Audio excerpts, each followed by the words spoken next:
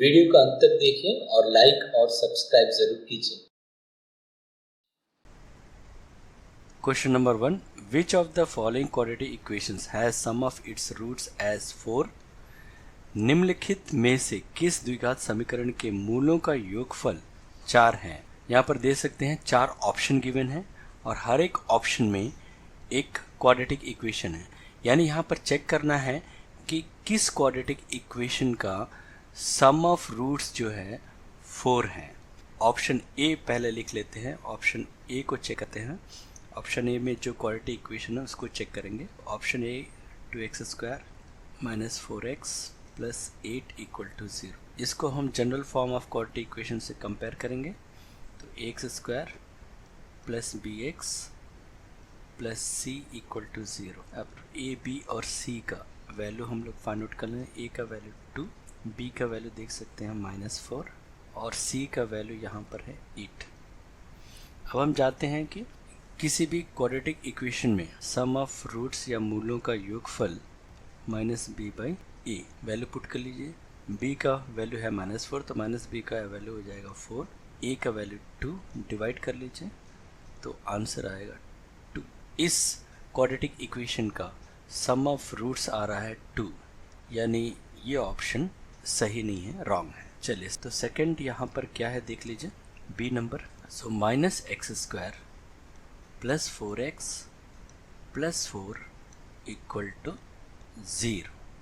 अब यहाँ पर हम अगेन कंपेयर कर लेंगे तो यहाँ पर a का वैल्यू आ जाएगा -1, b का वैल्यू 4, c का वैल्यू भी 4 रहेगा। अब सम ऑफ रूट्स या मूलों का योगफल होगा -b/a। वैल्यू पुट कर लीजिए, -b मीन्स -4 और a का वैल्यू -1, यानी आंसर आएगा 4। यानी ऑप्शन 2 में जो क्वाड्रेटिक इक्वेशन है उसका सम ऑफ रूट्स आ रहा है 4, यानी ये ऑप्शन करेक्ट ऑप्शन है। Question number 2. What is the length of the arc of the sector of a circle with radius 14 cm and of central angle 90 degree?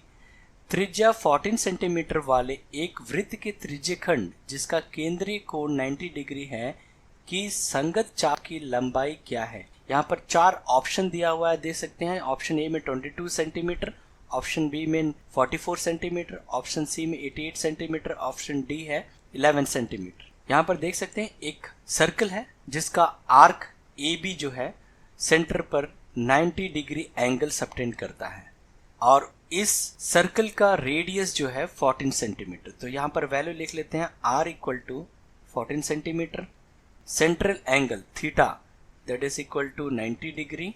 Arc का length पता करना है। यहाँ पर आर्क जो है ए बी है, ए से लेके बी, ये देख सकते हैं ए बी ये आर्क लेंथ है इसका।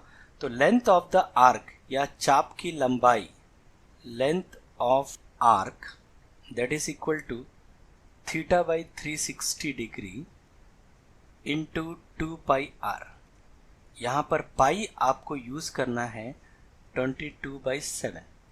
चलिए यूज कर लेते हैं, सभी का वैल्यू पुट करेंगे। थीटा का value 90 degree by 360 degree into 2 into pi का वैल्यू 22/7 इंटू आर का वैल्यू है यहाँ में 14 सेंटीमीटर। 90 से 360 4 आएगा, 2 से 4 को डिवाइड कीजिए 2 आएगा, 2 से 22 को डिवाइड कीजिए 11 आएगा, 7 से आप 14 को डिवाइड कीजिए तो 2 आएगा। तो आंसर 11 इंटू 2 सो 22 सेंटीमीटर ये आर्क का लेंथ है। तो ऑप्शन ए में देख सकते हैं 22 सेंटीमीटर, यानी ये ऑप्शन ए करेक्ट ऑप्शन है। Question number 3.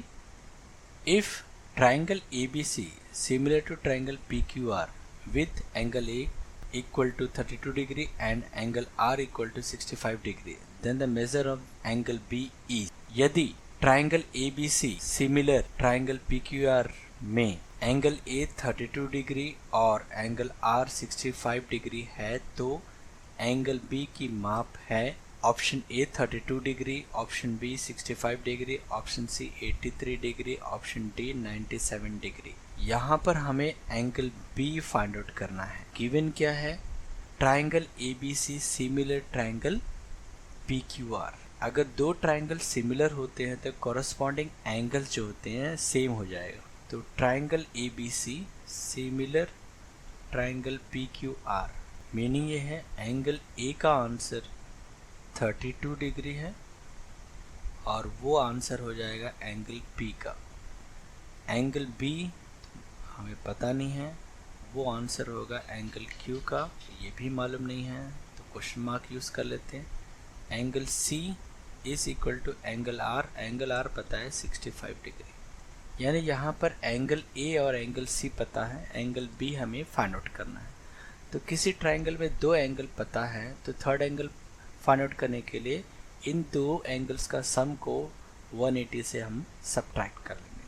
तो angle B is equal to 180 degree minus sum of angle A and C, यानी angle A plus angle C. अब ये दोनों को ऐड कर लेते हैं। 180 डिग्री माइनस ए का आंसर है 32 और सी का आंसर 65, ये दोनों को सम करेंगे तो हमें मिलेगा 97 डिग्री। 180 से सब्ट्रैक्ट कर लीजिए तो आएगा 83 डिग्री, यानी बी का आंसर आ चुका है 83। तो कौन सा ऑप्शन राइट है? ऑप्शन सी।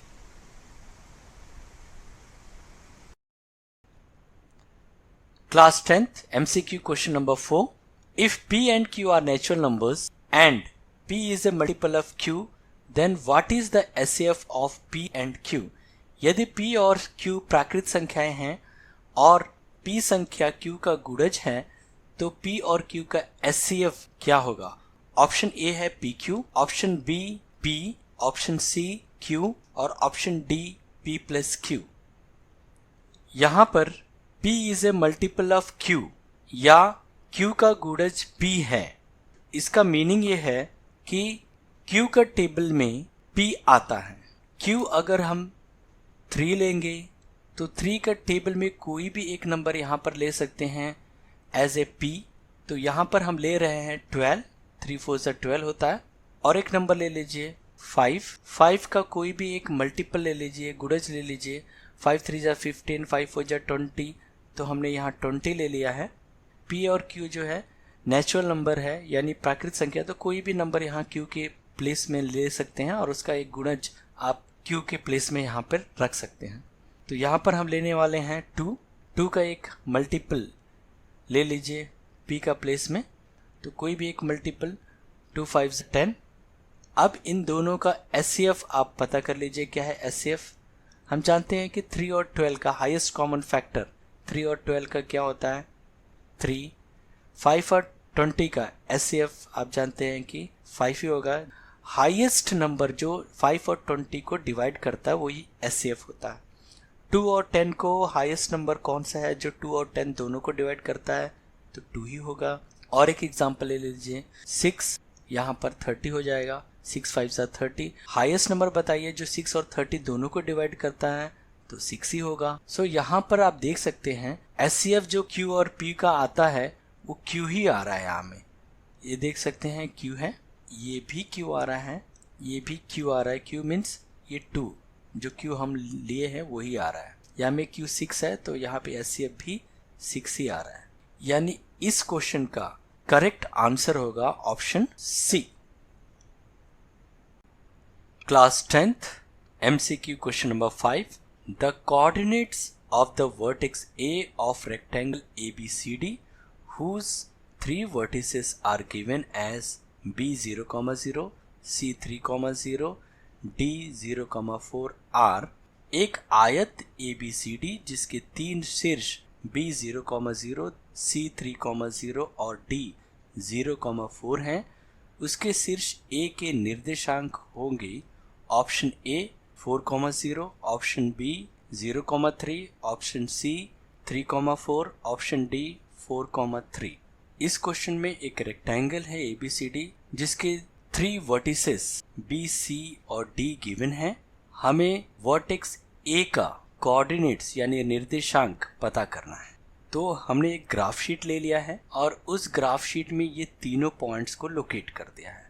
तो आप देख सकते हैं बी जो है 0,0 मीन्स ओरिजिन पर आएगा, सी देख सकते हैं एक्स एक्सिस पर आ रहा है 3,0 और पॉइंट डी जो है वाई एक्सिस पर आ रहा है। इस ग्राफ का हेल्प से हम पॉइंट ए इजीली बता सकते हैं कि कहाँ आएगा। इधर एक पॉइंट आएगा, ये पॉइंट आएगा 3,4 यानी करेक्ट ऑप्शन आप चेक कर सकते हैं ये आएगा। ठीक है, अब कैलकुलेशन करके भी हम चेक करेंगे क्या यही आ रहा है या नहीं आ रहा है। तो हमें थोड़ा सा यहाँ पर जो क्वेश्चन में रेक्टेंगल गिवन है ABCD, ये ऑर्डर गलत होना ये चाहिए, ये पॉइंट ए होगा। ठीक है, ADBC हम सॉल्व करेंगे ग्राफ शीट का। यहाँ तो ए का पॉइंट हम ले लेंगे यहाँ x, y। ADBC रेक्टेंगल का नाम क्या होगा, रेक्टेंगल ADBC। सारे पॉइंट्स को जॉइन कर लीजिए। so, ये रेक्टेंगल आ गया। डायगोनल क्या होगा, यहाँ में AB एक डायगोनल हो जाएगा और उसी तरह CD एक डायगोनल, और ये जो डायगोनल एक दूसरे को इंटरसेक्ट कर रहा है वो पॉइंट O होगा। तो हम जानते हैं कि AB और CD जो डायगोनल एक दूसरे को बाइसेक्ट करता है, so O is the mid point of AB as well as is the mid point of CD। तो mid point of AB is same as mid point of CD। यहाँ पर mid point AB आप देख सकते हैं x + 0/2, y + 0/2 that is equal to midpoint of CD 3 + 0/2, 0 + 4/2। अब abscissa के साथ इक्वल टू हो जाएगा और ऑर्डिनेट के साथ इक्वल टू हो जाएगा। सो x/2, यहाँ पर थोड़ा सॉल्व कर लेते हैं, y/2 that is equal to 3/2, 4/2। अब इससे क्या मिलेगा, x/2 equal to 3/2 and y/2 equal to 4/2। तो x का आंसर 3 आएगा यहाँ एंड y का आंसर 4 आएगा, यानी ये पॉइंट्स रहेगा 3,4। सो करेक्ट ऑप्शन जो है C है। सो ये इस क्वेश्चन में जो ये ऑर्डर दिया है रेक्टेंगल का यही गलत है। सो इस ऑर्डर को हमें चेंज करना पड़ेगा क्योंकि एग्जैक्ट आंसर तो 3,4 है, बट ये क्वेश्चन जब बना है तब यहाँ में ऑर्डर का ध्यान नहीं रखा गया था। सो यहाँ पर ऑर्डर आप चेंज करके ही इस क्वेश्चन को सॉल्व कीजिए, A, D, B और C। ठीक है।